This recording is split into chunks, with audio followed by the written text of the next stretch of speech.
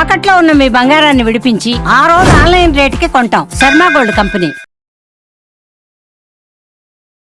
నమస్తే, మీరు చూస్తున్న సుమన్ టీవీ. నేను మీ కీర్తి. ద్వాదశ రాశులకి ఏప్రిల్ 16 నుంచి 30 తారీఖు వరకు ఎలా ఉండబోతోంది తెలియజేయడానికి మనతో పాటు ప్రముఖ ఆస్ట్రాలజర్ బ్రహ్మశ్రీ నందిపట్ల శ్రీహరి శర్మ గురుగారు ఉన్నారు. నమస్తే గురుగారు. వాగర్థ విభసంపృక్తౌ వాగర్థ ప్రతిపత్తయే జగతః పితరౌ వందే పార్వతీ పరమేశ్వరౌ ఆదిత్యాయ చ సోమాయ మంగళాయ బుధాయ చ గురు శుక్ర శనిభ్యశ్చ రాహవే కేతవే నమః. శృంగేరి జగద్గురు పీఠాధిపతులకి కంచి పీఠాధిపతులకి నమస్కారములు తెలియజేసుకుంటూ కార్యక్రమాన్ని ప్రారంభిద్దాం.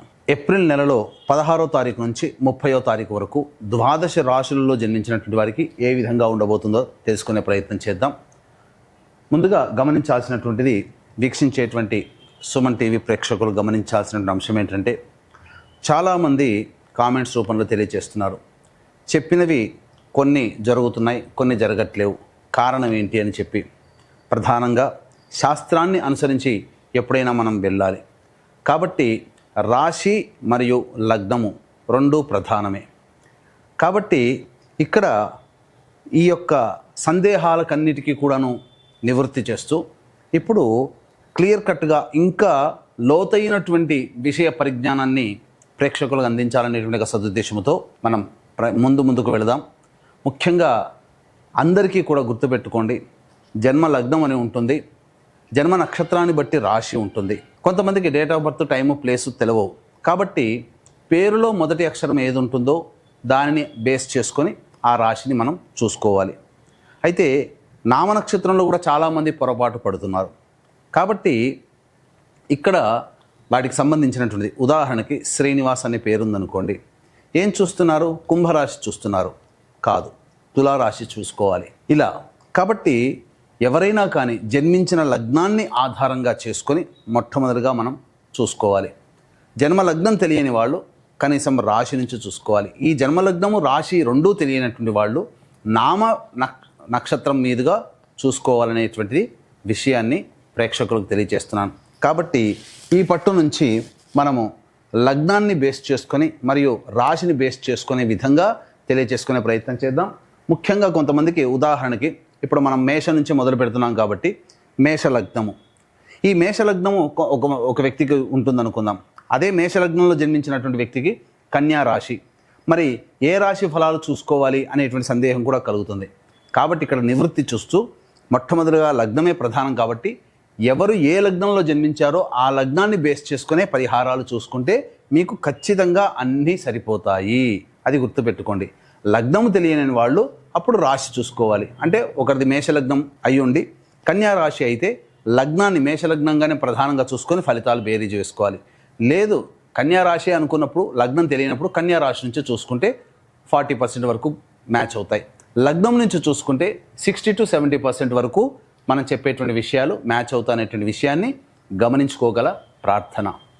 ఇక వివరాల్లోకి వెళ్ళినట్లయితే, ప్రధానంగా ఈ యొక్క 12 రాశిలో జన్మించినటువంటి వారికి ఏ విధంగా ఉండబోతుందో తెలుసుకునే ముందు గ్రహ సంచారం తెలుసుకుందాం. మేషంలో రవి మరియు వృషభంలో గురువు, కర్కాటకంలో కుజువు, కన్యలో కేతువు, అలాగే మీనంలో బుధ, శుక్ర, శని, రాహు గ్రహాలు. కాబట్టి చాతుర్గ్రహ కూటమి 30వ తారీఖు వరకు కూడా ఉండబోతుంది అనే విషయాన్ని గుర్తుపెట్టుకోవాలి. గురుగారు, ఏప్రిల్ 16 నుంచి 30 తారీఖు వరకు సింహరాశిలో జన్మించిన వారికి ఎలా ఉంటుందో తెలియజేస్తారా? ద్వాదశ రాశులలో భాగంగా సింహరాశి మరియు లేదా సింహ లగ్నంలో జన్మించినటువంటి వారికి 16వ తారీఖు నుంచి 30వ తారీఖు వరకు ఏప్రిల్ నెలలో ఏ విధంగా ఉండబోతుందో తెలుసుకునే ప్రయత్నం చేద్దాం. ముఖ్యంగా ఈ యొక్క సింహరాశిలో జన్మించినటువంటి వారికి గృహ మార్పు కలగబోతుంది, లేదా ఇంట్లో కంటే బయట ఎక్కువగా ఉండాల్సినటువంటి పరిస్థితి, దూర ప్రాంత ప్రయాణాలని సూచిస్తుంది. అలాగే ఆస్తిపాస్తులకు సంబంధించినటువంటి వివాదాలు వచ్చే అవకాశం కూడా గోచరమవుతుంది. ఈ యొక్క సింహరాశిలో జన్మించినటువంటి వారికి ప్రధానంగా బాధ్యతలు కూడా పెరుగుతాయి.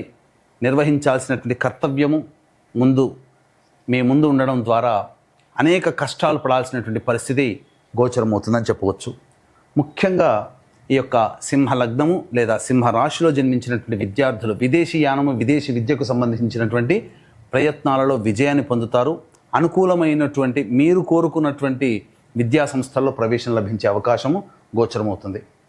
ప్రధానంగా ఇటు గురువు రవి ఈ 2 గ్రహాలే మీకు సంపూర్ణంగా యోగాన్ని ఇవ్వబోతున్నాయి. కానీ చాతుగ్రహ కూటమి మీకు అష్టమ స్థానంలో సంచారం చేస్తున్నటువంటి కారణం చేత కొన్ని విపత్కర పరిస్థితులు ఎదుర్కోక తప్పదు. ఆల్రెడీ అష్టమ శని దోష ప్రభావం ప్రారంభమైంది. అంతేకాకుండా ధనము మూలకంగా ఊహించని విధముగా కష్ట నష్టాలు ధనపరంగా ఎక్కువయ్యే అవకాశం ఉంటుంది.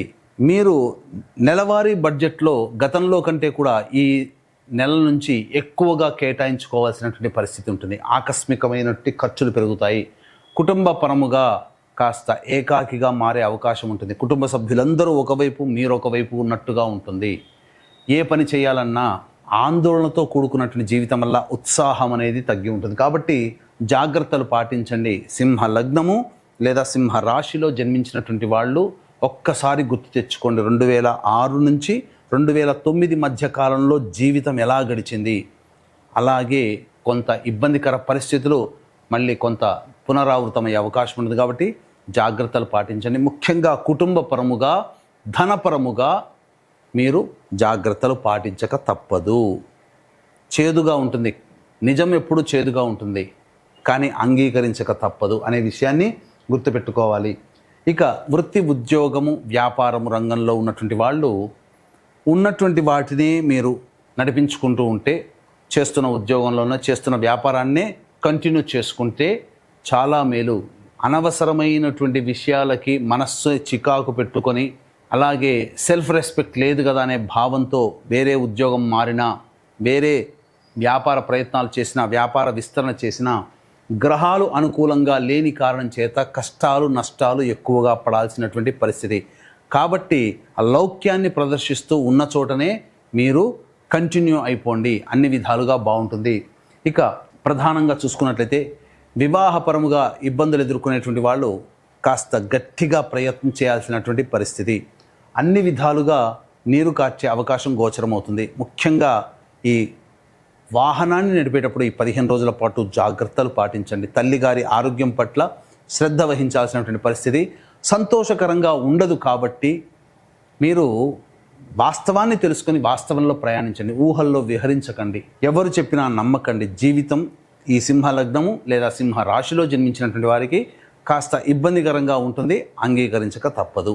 ఇంత విధాలుగా ఉన్న దైవానుగ్రహం తోడైతే సలసల భగభగమ మండేటువంటి ఎండలో ఉన్నవాడికి చల్లటి గాలి తగిలితే ఎంత హాయిగా ఉంటుందో, దైవానుగ్రహంతోడైతే ఈ సింహరాశి మరియు సింహ లగ్నంలో జన్మించినటువంటి వారికి అంత ప్రశాంతత కలుగుతుంది. కాబట్టి ఇట్టి దైవానుగ్రహం అందరికీ అందించాలనేటువంటి ఒక సదుద్దేశంతో కాశీ విశ్వేశ్వరుని యొక్క ఆజ్ఞ మేర 18వ తారీఖు రోజున కాశీ క్షేత్రములో మీ యొక్క సంకల్పం నెరవేరాలి.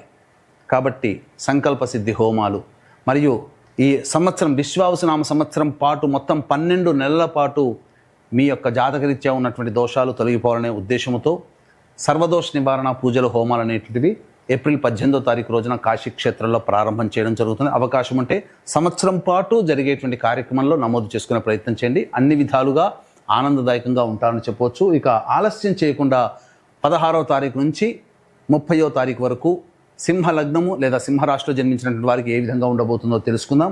ఇక 16, 17, 18 ఈ తేదీల్లో మీరు ప్రధానంగా గృహంలో కంటే బయట ఎక్కువగా ఉంటారు. గృహపరంగా సమస్యలు చికాకులు ఉంటాయి. వాహనాన్ని నడిపేటప్పుడు జాగ్రత్తలు పాటించాలి.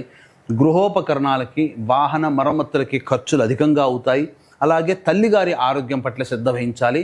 కాస్త చికాకుతో కూడుకున్నటువంటిది పరిస్థితి ఉంటుందని చెప్పవచ్చు. ఇక 19, 20వ తారీఖుల్లో మీ ఆరోగ్యం పట్ల శ్రద్ధ వహించాలి. అనారోగ్యం చేసే అవకాశం ఉంటుంది. కాబట్టి తీసుకునే ఫుడ్ కానీ లేదా ఇతరత్ర వ్యవహారాల్లో మీరు జాగ్రత్త పాటించండి. 22, 21 తారీఖుల్లో 23, 24 ఈ 4 రోజుల్లో ఆనందకరమైనటువంటి జీవితాన్ని పొందుతారు. గతంలో ఉన్నటువంటి సమస్యల నుంచి కాస్త ప్రశాంతతని పొందుతారు. ధనపరమైనటువంటి సమస్యల్ని తీర్చుకుంటారు. రాని బాకీలు వసూలవుతాయి. సంతోషముగా జీవిత భాగస్వామితో వ్యాపార భాగస్వామితో ఉంటారు. అలాగే కోల్పోయినటువంటి ప్రేమ ఆప్యాయతల్ని తిరిగి కుటుంబ సభ్యులతో పొందుతారని చెప్పవచ్చు. ఇక 25, 26 ఇది అత్యంత కీలకమైనటువంటి సమయం. మనిషికి అత్యాశ గురి చేసేటువంటి ప్రకటనలు మిమ్మల్ని వశపరుచుకుంటాయి. తద్వారా ధన నష్టం చేకూరుతుంది. లేదా ఇచ్చినటువంటి సొమ్ము తిరిగి రాదు. అన్ని విధాలుగా ధనపరమైనటువంటి సమస్యల్ని 25-26 తారీఖుల్లో పొందుతారు. కాబట్టి జాగ్రత్తలు పాటించండి. మానసికమైనటువంటి ఆందోళన అధికంగా ఉంటుంది. కుటుంబ సభ్యులతో ఈ యొక్క 2 రోజుల పాటు మౌనాన్ని ఆశ్రయించండి, చాలా సమస్యలు తగ్గుతాయి. ఇక 27-28 తారీఖుల్లో ప్రధానంగా చూసుకున్నట్లయితే గతంలో ఎప్పుడో చేస్తున్నటువంటి ఉద్యోగంలో ఉన్నటువంటి తప్పులు బయటపడే అవకాశం గోచరమవుతుంది. ప్రభుత్వ రంగంలో ఉన్నటువంటి వాళ్ళు జాగ్రత్తలు పాటించాలి. అలాగే సంతానం మూలకంగా ఖర్చులు సమస్యలు పెరుగుతాయి, విభేదాలు కూడా పెరుగుతాయని చెప్పొచ్చు.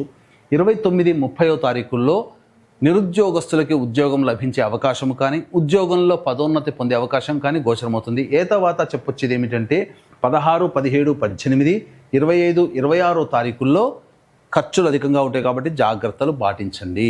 ఎస్. సో సింహరాశి వారికి ఈ షడ్గ్రహ కూటమి తర్వాత అంతగా బాగుండట్లేదు అంటారు కదా, మరి మహిళలకు ఎలా ఉంటుందో ఒకసారి తెలియజేయండి గురుగారు. ఇక ఈ సింహ లగ్నము లేదా సింహ రాశిలో జన్మించినటువంటి మహిళలు ప్రధానంగా బాధ్యతలు పెరుగుతాయి, కానీ గౌరవ మర్యాదలు తగ్గుముఖం పడతాయి. ఇప్పటి వరకు మిమ్మల్ని ఆనందంగా గౌరవించిన వాళ్ళు, ప్రేమగా చూసుకున్న వాళ్ళు మిమ్మల్ని దూరం పెడతారు. తద్వారా కొంత మానసికమైనటువంటి వేదనకు గురయ్యే అవకాశం గోచరమవుతుంది. అలాగే తండ్రి తరపు ఆస్తికి సంబంధించినటువంటి వివాదాల్లో కొంత ఇబ్బందికరంగా మారుతాయని చెప్పవచ్చు. అలాగే కోర్టు సంబంధించిన వ్యవహారాలు చికాకులు కలుగుతాయని చెప్పవచ్చు. ఏది ఏమైనా ఫలితం లేని బాధ్యతలు పెంచుకోవడం, తద్వారా ఇబ్బందికర పరిస్థితులు. వివాహం కాని అమ్మాయిలకి కాస్త జాగ్రత్తలు పాటించండి. గర్భవతులుగా ఉన్న వాళ్ళైతే ఈ 16 నుంచి 30 తారీఖు వరకు ఆరోగ్యపరంగా కాస్త చర్యలు చేపట్టండి, ఎందుకంటే మిస్క్యారీస్ అయ్యే అవకాశాలు గోచరమవుతున్నాయని చెప్పవచ్చు. మరి ఎలాంటి పరిహారాలు పాటించాలంటారు సింహరాశి వారు ముఖ్యంగా? ఈ యొక్క సింహ లగ్నము లేదా సింహ రాశిలో జన్మించినటువంటి వాళ్ళు ప్రధానంగా ఈ 16వ తారీఖు నుంచి 30వ తారీఖు వరకు ఆనందంగా ఉండాలి అంటే ప్రతిరోజు దత్తాష్టకము రోజుకి 3 సార్లు పఠించే ప్రయత్నం చేయండి. అలాగే ఇష్టదేవత సందర్శనం చేసుకున్నట్లయితే ఇంకా శుభ ఫలితాలు పొందుతామని చెప్పవచ్చు. ఇంకా అవకాశం ఉంటే ఏప్రిల్ 18వ తారీఖు రోజున కాశీక్షేత్రంలో ఈ సంవత్సరం పాటు జరిగేటువంటి సంకల్ప సిద్ధి సర్వదోష నివారణ పూజల హోమాల్లో పాల్గొనే ప్రయత్నం చేయండి. చాలా సంతోషం అండి, ధన్యవాదాలు. సర్వం శ్రీ ఉమామహేశ్వర పరబ్రహ్మార్పణమస్తు.